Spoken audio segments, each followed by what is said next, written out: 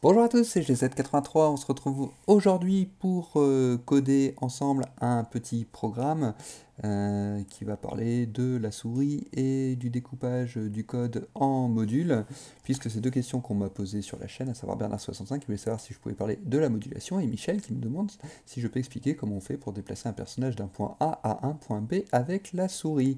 Du coup, pas de problème, on y va. Je vous présente rapidement l'idée que j'ai. L'idée est très simple, c'est de prendre mon bonhomme crash test officiel, Monsieur Boubou, le fameux sprite qu'on retrouve sur l'atelier Tilemap de Gamecoder. Pour la petite anecdote, c'est Monsieur Boubou en hommage au doudou de ma fille qui est un hibou et qu'elle appelle Monsieur Boubou. Voilà, ça c'est dit. Et du coup, Monsieur Boubou, bah, qu'est-ce qu'il va faire? Il va tout d'abord ne pas être dans le main.lua. Le main.lua va nous servir à récupérer les informations de la souris d'une part, et d'autre part à appeler un module personnage qui lui va contenir Monsieur Boubou, à savoir le sprite, mais également toute la logique qui va permettre premièrement de l'animer, et deuxièmement de l'afficher à l'écran.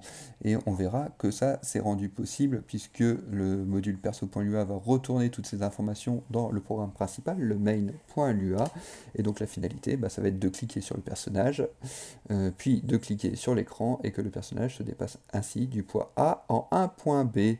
Et puis dans une deuxième partie, parce que voilà, il faut s'amuser un petit peu, on va mettre un peu de brin de folie dans ce programme, alors juste un peu, hein, on va pas aller trop loin, mais on va essayer d'animer le sprite pour lui donner un effet sympathique, et pourquoi pas essayer d'améliorer le code pour essayer de diviser ça en programmation orientée objet, pour qu'avec ce même module perso, on crée un objet personnage, mais pour qu'on en crée un, autant en créer une infinité, et donc l'idée, c'est comme ça de pouvoir créer une infinité de personnages à l'écran.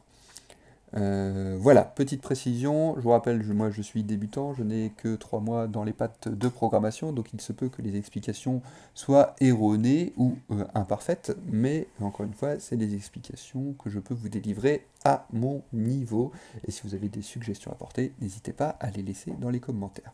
Du coup on y va, on attaque sans plus attendre. On y va, Zero Brain est prêt et lancé. Je vérifie que ça enregistre. Et c'est bien le cas. Et du coup, on est prêt. On est prêt à commencer à créer un module. Pour créer un module, rien de bien compliqué. On clique ici sur cet onglet, créer un document vierge. Voilà, il est untitled par définition, donc il faut le nommer. Vous l'appelez comme vous voulez. Moi, je vais l'appeler personnage. Il met l'extension .lua par définition. Et donc là, le module est créé. Et le programme fonctionne, pas de souci. Maintenant, ce qu'il faut, c'est pouvoir appeler ce module pour s'en servir. Et donc là, pour appeler le module, c'est pas intuitif, ça ne s'invente pas. La technique, c'est de créer une variable, locale ou pas, donc moi je la crée locale, mais vous n'êtes pas obligé. Et donc je crée une variable, donc vous l'appelez comme vous voulez, moi je vais l'appeler myPerso. Ok, et qu'est-ce qu'elle fait cette variable? Eh bien, elle appelle le module personnage. Alors require, c'est le mot-clé. Donc a besoin de quoi? A besoin du module personnage. Donc on ouvre la parenthèse, on le met entre guillemets. Et donc là, le module est appelé, il n'y a pas de problème, le programme ne crache pas. Du coup, dans le module, maintenant, on fait ce qu'on veut, hein. On peut très bien créer une variable qu'on va appeler par exemple perso. Et la variable perso, on va dire qu'elle contient la chaîne de caractères coucou. Alors maintenant, est-ce que je peux imprimer cette variable qu'on a appelée perso? On y va en test. Touc. Oui, la variable est appelée. Coucou. Du coup, on peut faire comme ça. Le problème, enfin c'est pas un problème, mais je vous déconseille de faire ça, c'est que là la variable elle est globale, donc elle est partagée à tout le programme. Et du coup, si là par exemple je crée une autre variable que je vais appeler perso par inadvertance, les informations vont se mélanger. C'est pour ça que moi je vous conseille quand même de créer une variable locale, perso, et donc la variable, ça veut dire qu'elle ne sert que dans ce module et que donc elle va être effacée à la fin de ce module. Du coup, si vous avez bien compris que comme elle est effacée à la fin de ce module, si maintenant je lui demande d'imprimer perso, il me met que la variable n'existe pas. Elle est nulle. Deux choses intéressantes à voir, donc elle est nulle parce qu'elle est effacée à la fin de cette variable, et vous voyez que là, il me l'a souligné. Parce que là, c'est comme si j'avais défini une nouvelle variable perso, mais globale. Et donc, c'est pas la même que celle-ci, puisque celle-ci est locale, celle-ci est globale. Du coup, bien qu'elles portent le même nom, c'est deux variables complètement distinctes dans mon programme. Et je peux très bien mettre que là, par exemple, perso est égal à 2. Ici, donc là, j'ai perso égale coucou. Et maintenant, si je lui demande d'imprimer, vous voyez qu'il m'imprime cette variable globale personnage, enfin perso que j'ai créé. Il ne tient absolument pas compte de celle-là. C'est pour ça qu'il vaut mieux mettre des locales pour éviter, comme ça, de faire des erreurs. Et donc là, vous voyez que là, il me dit bien que la variable est devenue locale, puisqu'elle est soulignée en pointillé, mais c'est toujours celle-ci, puisque l'autre est effacée à la fin de mon module personnage. Et donc il m'affiche bien 2, il ne m'affiche pas coucou. Du coup, si je veux afficher cette variable perso, qu'est-ce qu'il faut faire? Il faut que je récupère cette information, puisque, encore une fois, la variable est effacée à la fin de ce module. Et donc, pour récupérer l'information, il faut utiliser le mot-clé return, comme retourner, et on returne quoi? On return la variable perso. D'accord? Donc maintenant, si je lui demande d'afficher perso, vous allez voir, il va toujours pas m'afficher coucou, il m'affiche toujours le 2, cette variable qu'on a créée ici. Pourquoi? Parce que l'information, elle est bien retournée. J'ai mis le mot-clé, mais elle est retournée où? Et bien vous regardez, hein, il faut remonter en amont. Donc on a créé un module personnage qui contient une variable perso, qui contient la chaîne de caractères coucou. Mais qu'est-ce qui appelle le module? C'est la variable myPerso qui a bien besoin de ce module. Et donc, comme myPerso, j'ai bien mis que c'était égal, eh ben c'est égal à quoi? Eh ben, c'est égal à la variable que je retourne ici, à savoir la variable perso. Donc myPerso reçoit la variable perso. Donc si je veux imprimer mon coucou, il faut que myPerso, enfin vu que c'est myPerso qui récupère l'information, si je veux imprimer ce fameux coucou, c'est myPerso qu'il faut que j'imprime. Et là, la magie va opérer et le coucou va apparaître. Et le perso existe toujours. Hein. Si là, derrière, je mets print perso, cette variable que j'ai créée ici, il va bien me l'imprimer. Donc là, j'ai coucou et j'ai 2. Et vous voyez bien que là, j'ai créé une variable perso et là, j'ai créé une variable perso, elles ont le même nom, mais c'est bien deux variables distinctes sur mon disque dur, puisque là, je récupère à la fois une information coucou et une information 2. D'où l'intérêt de créer des variables locales par module. Voilà, j'espère que pour cette explication, c'est à peu près clair, et du coup, nous allons avancer. Alors, on va enlever cette variable-là, elle ne nous sert plus.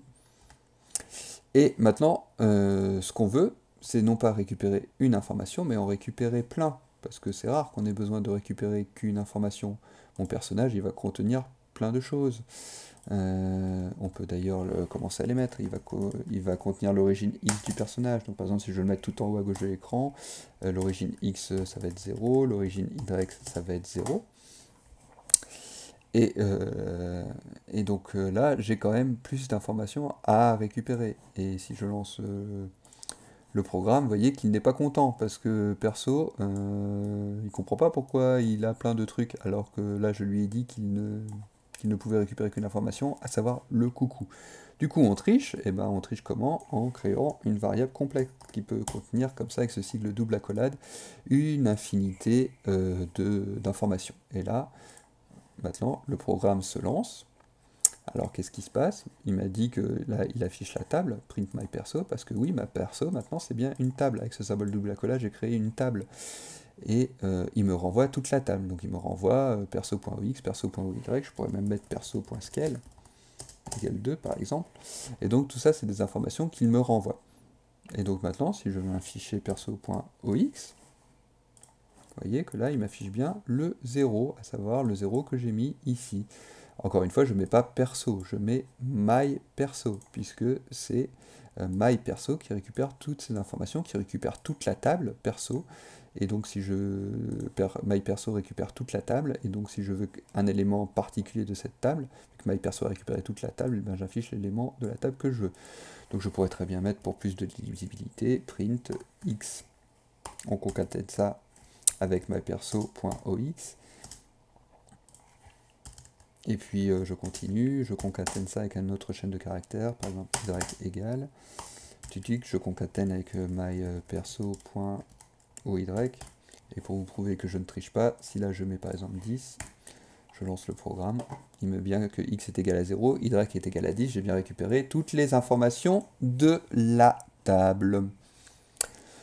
Voilà. Alors si on veut aller un peu plus loin avec les modules, là c'est pas très joli ce que j'ai fait, on aimerait bien organiser un peu notre code. Et donc, vu que là c'est toutes les informations qui vont nous servir à créer notre personnage, on peut très bien mettre tout ça dans une fonction. Alors par exemple, on pourrait mettre ça dans la fonction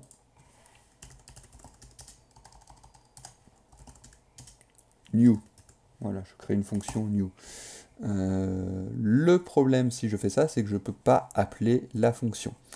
Parce que si on regarde la logique du programme, je dis que myPerso a besoin du module personnage, et qu'est-ce qu'il voit dans le module personnage? Lui, la seule chose qu'il voit, c'est cette variable perso qui est une table et qui me retourne à la fin. Et donc tout ce qu'il y a dedans, il n'en tient pas compte. Je peux vous montrer, hein. Maintenant si je lance le programme, il me dit OY, voilà, c'est une valeur nulle, il connaît plus, il sait plus ce que c'est. Du coup, et si je lui demande, enfin si je dois lui lancer la fonction, je ne peux pas le faire comme ça. Donc là, ce qu'il faut faire, c'est reprendre cette entité-là, qui est donc la seule qui lit, perso. Vous mettez le point, après vous mettez l'entité que vous voulez, donc par exemple perso.new, voilà. Je lance le programme, il me dit toujours, je comprends pas ce que tu essayes, parce que la fonction, je ne l'ai pas appelée. Elle existe dans le module, mais elle n'est pas appelée. Du coup, pour appeler la fonction, il suffit maintenant de mettre cette chose-là, perso.new. Tout moins, c'est ce qu'on pourrait se dire intuitivement. Et donc là, il va lancer la fonction qui est dans le module, que j'ai appelée au préalable. Mais si je fais ça, ça ne marche toujours pas. Parce que c'est myPerso qui a besoin du module. Du coup, si on veut lancer cette fonction perso.new, c'est bien myPerso, donc cette variable-là, ici, .new, qu'est-ce qui va se passer? MyPerso. Alors, c'est quoi cette variable? MyPerso, elle est là, elle a besoin du module personnage. Ah, ok, donc je vais aller voir ce qui se passe dans le module personnage. Et là, j'ai mis .new avec les parenthèses. Ah, .new avec les parenthèses, ça existe. Du coup, il va lancer la fonction. Et là, je récupère mes informations. Et ici, je suis obligé de mettre perso, parce que si là, par exemple, je mets rien, je mets p.new, je lance, ça ne marche plus. Il me dit c'est quoi cette variable p là, je ne connais pas. Donc je suis obligé de garder la variable ici qui me sert à lancer qui code mon module que je retourne à la fin. Donc là je lance, touk. Du coup, si on résume, myperso.new, myperso, j'ai besoin du module personnage.new, took, je regarde la fonction new, je rentre tout ce qu'il y a là, perso.ox, perso.y, perso.scale, perso c'est quoi? C'est une table, bah oui, donc je peux rentrer plein d'informations distinctes, et en plus je retourne personnage à la fin, donc j'ai bien lancé ma fonction, comme je retourne perso, je récupère l'information à ce niveau-là, myPerso, qui contient donc OX, OY, tout ce qu'on veut. Rien ne m'empêche ici, dans cette fonction, de créer une autre variable, de mettre par exemple z égale coucou. Mais là, je ne récupérerai... Donc là, le programme va se lancer, mais le programme, ce z là, je ne le retourne pas, je ne retourne que la variable personnage. Mais si j'ai besoin par exemple de faire z égale par exemple 2, et puis donc là je mets que z égale z plus 10, et donc là si j'imprime le z, il va me dire que z est égal à 12, on est d'accord? Voilà, il me le met bien là. Mais par exemple après je peux très bien dire que perso.addition égale z.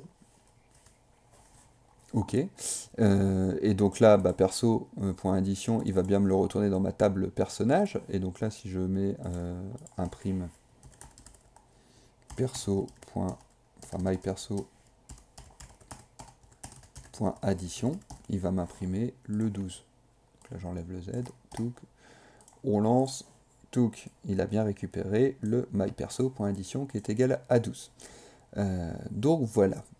Bon écoutez, je pense qu'on va s'arrêter là pour cette vidéo. Je pense qu'on a déjà bien défloré le sujet des modules.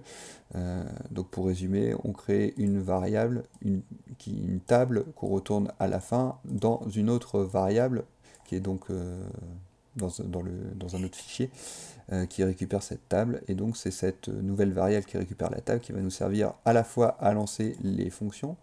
Donc là, point .new, mais encore une fois, vous pouvez l'appeler comme vous voulez. Donc si je mets point création et que là je mets point création, ça va marcher tout bien tout pareil, hein.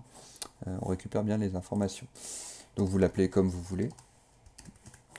Vous retournez la table, vous appelez les fonctions comme ça. Rien ne vous empêche de créer d'autres variables à l'intérieur de ce module, comme mon z. Mais ce qu'il faut retenir, c'est qu'on retourne bien qu'une seule variable, et c'est une table. Voilà, bon, on va enchaîner maintenant, on va créer notre personnage, et on va récupérer les informations de la souris pour qu'il se déplace d'un point A à un point B. A tout de suite, bisous, bye bye.